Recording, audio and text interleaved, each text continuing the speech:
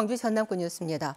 밤사이 광주 전남에서 코로나19 신규 확진자 10명이 더 나왔습니다. 광주에서는 상무지구 홀덤펍 연관 확진자가 이어졌고 전남은 순천 한 병원과 의료기기 매장을 매개로 집단 감염이 확산되고 있습니다. 취재기자 연결합니다. 김정대 기자, 신규 확진자 상황 전해주시죠. 네, 밤사이 광주에서 3명, 전남에서 7명의 코로나19 확진자가 추가됐습니다. 광주 확진자 가운데 2명은 어제 확진자가 나온 상무지구 한 홀덤펍 종사자인데요. 이곳에서는 어제도 2명의 확진자가 나와 홀덤펍 연관 확진자는 모두 4명으로 늘었습니다. 방역당국은 안산 지역 확진자가 홀덤펍에서 다른 종사자들과 근무하며 감염이 확산한 걸로 보고 있습니다. 또 다른 확진자 1명은 대전 지역 확진자가 들른 식당에서 감염된 연쇄 감염 사례로 확인됐습니다. 전남에서는 순천에서만 7명이 밤사이 추가 확진 판정을 받았는데요. 확진자들은 순천의 한 병원과 근처 의료기기 매장을 이용했다가 집단 감염된 것으로 추정됩니다. 순천에서는 지난 4일 집단 감염지로 의심되는 병원 응급실을 찾은 3명이 확진 판정을 받은 데 이어 어제 9명, 또 밤사이 7명이 감염돼 사흘 만에 연관 확진자가 19명으로 늘었습니다. 이처럼 집단 감염이 확산하면서 순천시는 어제 사회적 거리 두기를 2단계로 격상하고 접촉자들에 대한 진단검사를 진행 중입니다. 지금까지 보도국에서 KBS 뉴스 김정대입니다. 전국 최초 지역 상생형 일자리 사업 모델인 광주 글로벌 모터스가 첫 차종인 경영 SUV의 시험 생산에 들어갔습니다. 오는 9월 본격 양산을 앞두고 차량 생산 과정 전반을 점검하게 되는데요. 품질 높은 완성차 생산 기지로서 첫 발을 떼기 시작했습니다. 보도에 최송현 기자입니다. 외형 일부가 공개된 현대자동차의 경영 SUV AX1입니다. 현대차가 19년 만에 출시하는 경차이자 국내에서 생산되는 SUV로는 가장 작은 사이즈 모델입니다. 이 차량은 광주형 일자리 사업 모델인 광주 글로벌 모터스 공장에서 생산됩니다. 광주 글로벌 모터스는 올해 초부터 차체와 도장, 조립 등 3개 공정 설비 점검과 시운전을 마치고 시험 생산 체제에 들어갔습니다. 140여 대의 최첨단 로봇 시스템을 포함한 각 공정별 성능과 품질 점검은 물론 차량 안전성 테스트 등도 진행됩니다. 이와 함께 생산 라인 근무자들의 숙련도와 작업 환경 개선도 이루어지게 됩니다. 경력직 사원을 중심으로 해서 교관 요원으로 이제 육성이 됐고요. 그 교관 요원들이 현장에 이제 기술직 1차 신입 사원들을 대상으로 라인별로 교육을 시키고 있는 상태가 되겠습니다. 이달 안에 신입 기술직 채용이 마무리되면 모두 380여 명의 생산 인력을 갖추고 다음 달부터 1교대 방식으로 시험 차량을 생산하게 됩니다. 이 과정을 거쳐 오는 9월부터 연간 7만 대의 경영 SUV가 본격 양산되고 앞으로 생산량이 늘게 되면 채용 인력도 1,000명까지 확대할 계획입니다. 여러 고비를 넘기고 7년여 만에 공장 가동을 시작한 광주형 일자리 사업. 이번 시험 생산이 완성차 공장으로서의 입지는 물론 지역 상생형 일자리 확대를 위한 첫 시험대가 될 전망입니다. KBS 뉴스 최송현입니다. 부동산 이해 충돌 의혹 등으로 수사를 받고 있는 정현복 광양시장이 부동산 일부를 사회에 환원하겠다고 밝혔습니다. 정 시장은 입장문을 내고 퇴임 후 촌부로 돌아가기 위해 부인 명의로 광양시 진월면에 농지를 구입했지만 도로 개설 계획으로 특혜 의혹이 불거지고 있다면서 땅을 매각한 뒤 매각대금 전액을 어린이 보육재단과 백운장학재단에 기부하겠다고 밝혔습니다. 해당 토지는 정 시장 부인이 땅을 산 이듬해인 지난 2019년 광양시가 수백억 원대 예산을 들여 인근의 도로 개설을 추진하기로 해 특혜 의혹을 받는 곳입니다. 광주시 의원들이 부동산 의혹이 불거지면 공신력 있는 기관의 검증 요구에 적극 협조하겠다고 밝혔습니다. 광주시 의원들은 성명서를 통해 LH 직원 부동산 투기 사건을 계기로 제8대 의회 남은 임기 동안 부동산 투기 근절과 청렴한 공직사회 만들기에 앞장서겠다며 이같이 밝혔습니다. 또 부동산 투기 혐의가 확인되면 윤리특별위원회를 통해서 강력한 징계 조치를 취하겠다고 약속했습니다. 총장의 사의 표명과 이사회 사의 수용으로 잠잠해지던 광주과학기술원의 학내 분란이 재점화될 움직임을 보이고 있습니다.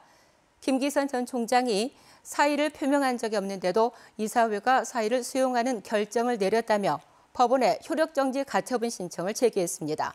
윤주성 기자가 취재했습니다.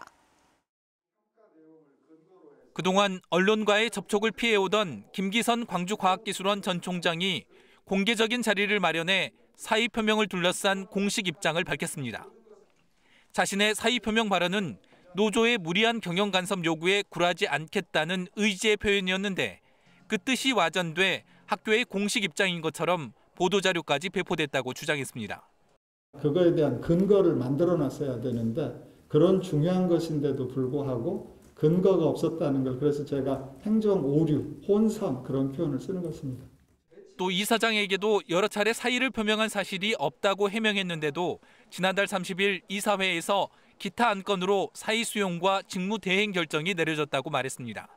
더욱이 이번 학내 분란의 본질은 노조의 무리한 경영권 간섭 요구이며 노조가 총장과 대학의 위상을 떨어뜨린 사태에 책임을 져야 한다고 주장했습니다. 내부에서 적당히 덮는 게 아니라 우리 관리기관인 과학기술정통부 감사실에 정식으로 감사를 놓도록 하겠습니다. 이에 대해 노조는 법과 제도의 테두리에서 노동자의 권리를 주장했다고 반박했습니다. 기자회견을 했다고 해서 지금 모든 사람들이나 저도 마찬가지고요. 다 당황해하고 있습니다. 지금. 더 일을 확산시키고 키우는 게 아닌가. 그리고 저희 학교는 더 혼란 속으로 빠지지 않을까. 노조와의 갈등이 총장의 연구센터장 겸직 등의 논란으로 이어서 이사회의 사의 수용 결정까지 내려진 상황.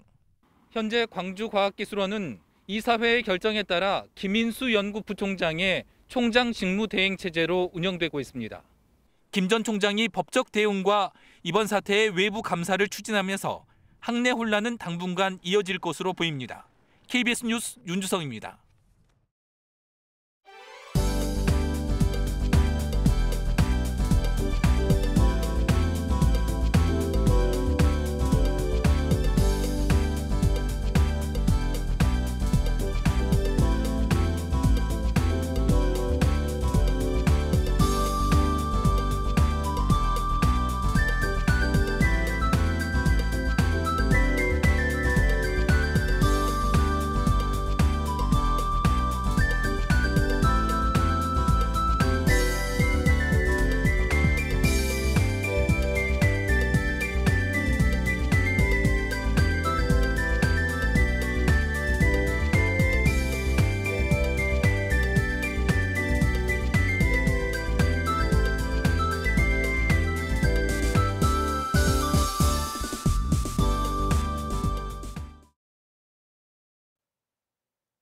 오늘 아침도 공기가 다소 차갑습니다. 아침 최저기온 광주는 7도 안팎, 일부 내륙은 5도 안팎까지 떨어졌습니다.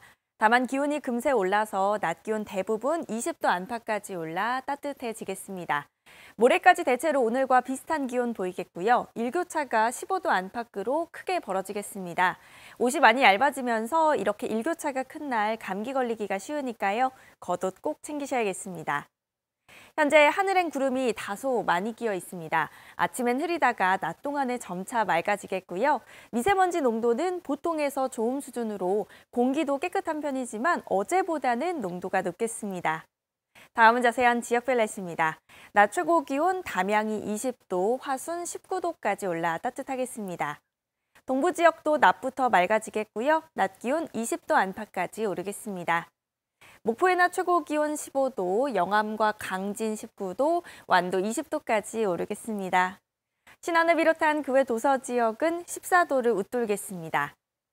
바다의 물결은 전해상에서 비교적 잔잔하겠습니다. 당분간 맑고 일교차가 계속해서 크게 벌어지겠습니다. 날씨였습니다.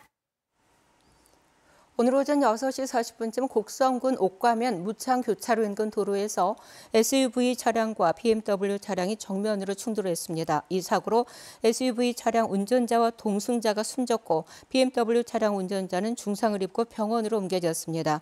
경찰은 BMW 차량이 중앙선을 넘어 역주행하다 SUV 차량과 충돌한 것으로 보고 사고 경위를 조사 중입니다.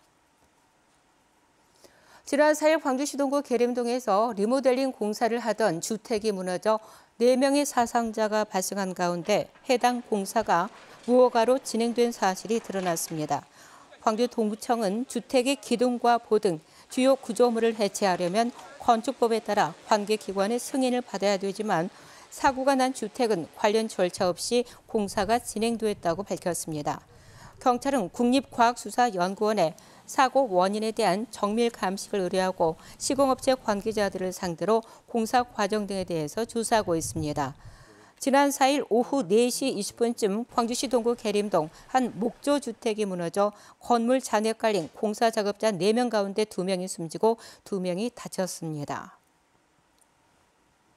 광주시가 여자 프로 배구단 유치를 위해서 본격적인 활동에 나섰습니다. 광주시는 어제 한국배구연맹을 방문해 7구단 유치 의향서를 제출한 뒤 신생팀 창단 의사를 밝힌 페퍼저축은행 관계자를 만나 광주 연고지 유치 의사도 전달했습니다. 광주시는 염주종합체육관 등 시설 인프라는 물론 지역 배구 동호회 등이 활성화된 만큼 여자 신생 배구단 유치를 통해서 동계 스포츠 저변을 확대할 방침입니다.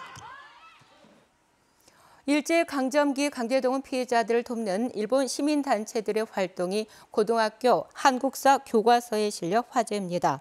근로정신대 할머니와 함께하는 시민 모임은 어제 보도자료를 내고 지난해 개정된 고등학교 한국사 3종에 일본 전범기업 미쓰비시 중공업과 후지코시에 맞서 한국 근로정신대 할머니들의 소송을 돕고 있는 일본 나고야 소송 지원회와 후쿠리쿠 연락회의 활동이 소개됐다고 밝혔습니다. 근로정신대 시민 모임은 한일 문제와 관련해서 일본 시민단체 활동이 고등학교 한국사 교과서에 구체적으로 소개된 것은 이번이 처음이라고 밝혔습니다.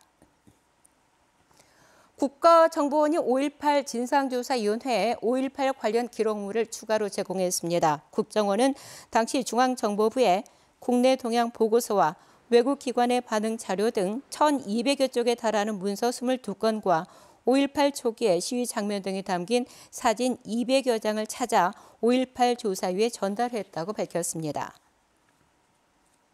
화요일 아침에 함께한 KBS 뉴스를 마칩니다. 감사합니다.